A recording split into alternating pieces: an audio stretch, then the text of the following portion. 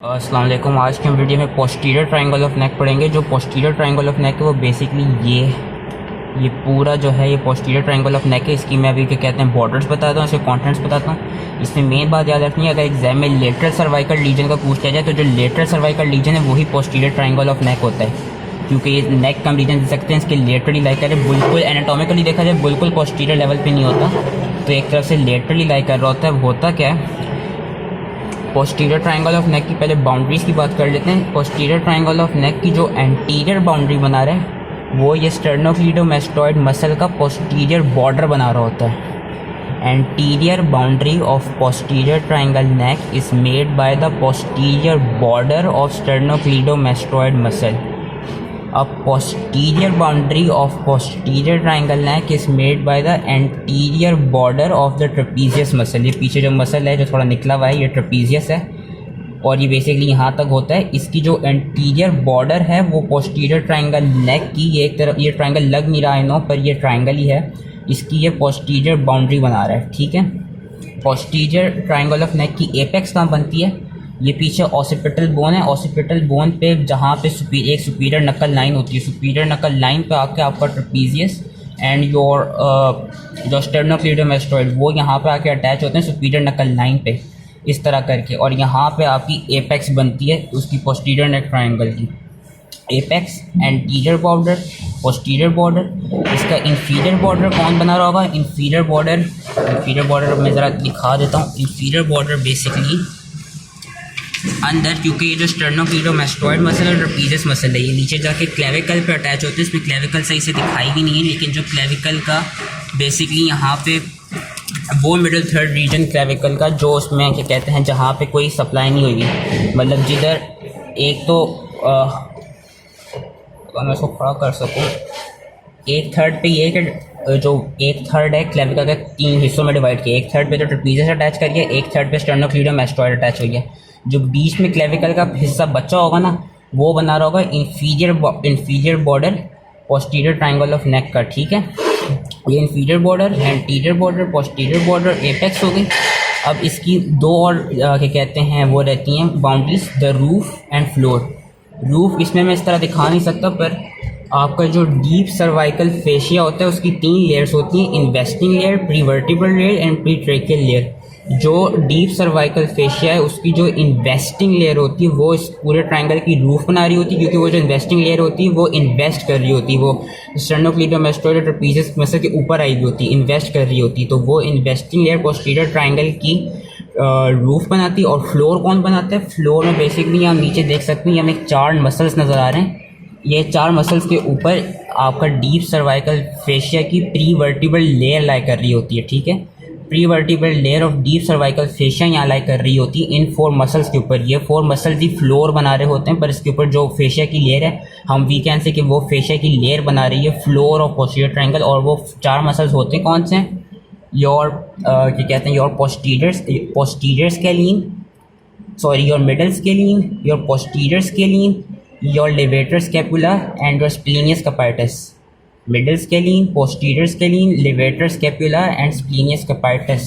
So these were the all boundaries of your posterior triangle of neck। फिर से revise करता हूँ, anterior border बन रहा है posterior border ऑफ स्टर्नोक्लीडोमास्टोइड से, और क्या कहते हैं पोस्टीरियर बाउंड्री बन रहा है एंटीरियर बॉर्डर ऑफ ट्रेपीजियस से। एपेक्स बन रही है सुपीरियर नकल लाइन पे जहाँ पे दोनों क्या कहते हैं स्टर्नोक्लीडोमास्टोइड और ट्रेपीजियस आके अटैच कर रहे होते हैं ऑसिपिटल बोन के सुपीरियर नकल लाइन पे।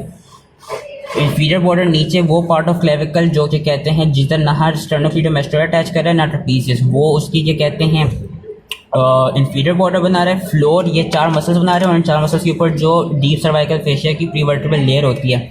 Middle scalene, posterior scalene, levator scapula, splenius capitis and roof investing layer of deep cervical fascia बना रही है। अब हम बात कर लेते हैं इसके कंटेंट्स की।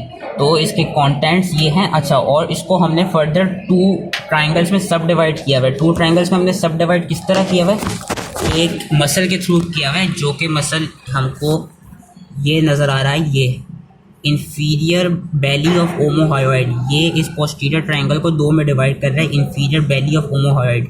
ये किन दो में डिवाइड कर रही है, ऑसिपिटल ट्रायंगल जो कि सबसे बड़ा है एंड ओमोक्लेविकुलर ट्रायंगल जिसको हम सब क्लेविकुलर ट्रायंगल भी कहते हैं। ठीक है। सब इसको ऑसिपिटल ट्राइंगल क्यों कहते हैं, उसको ओमोक्लेविकुलर ट्राइंगल क्यों कहते हैं, वो अभी बता देता हूँ। इंफीरियर वैली ऑफ ओमोहायोइड याद रखनी है, इनको डिवाइड कर रही है।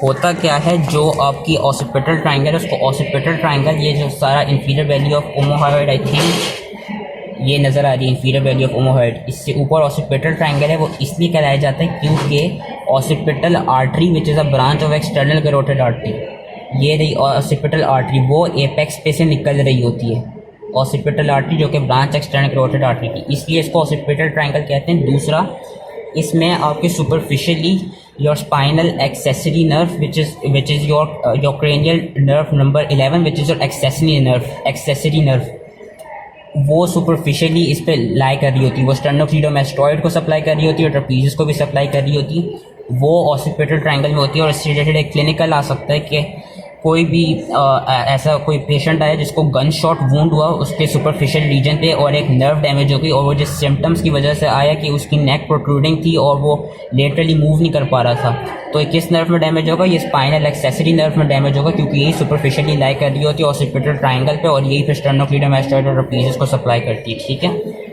तो inferior valley of ओमोहायोइड, occipital triangle और ओमोक्लेविकुलर ट्राइंगल। ओमोक्लेविकुलर ट्राइंगल बेसिकली जो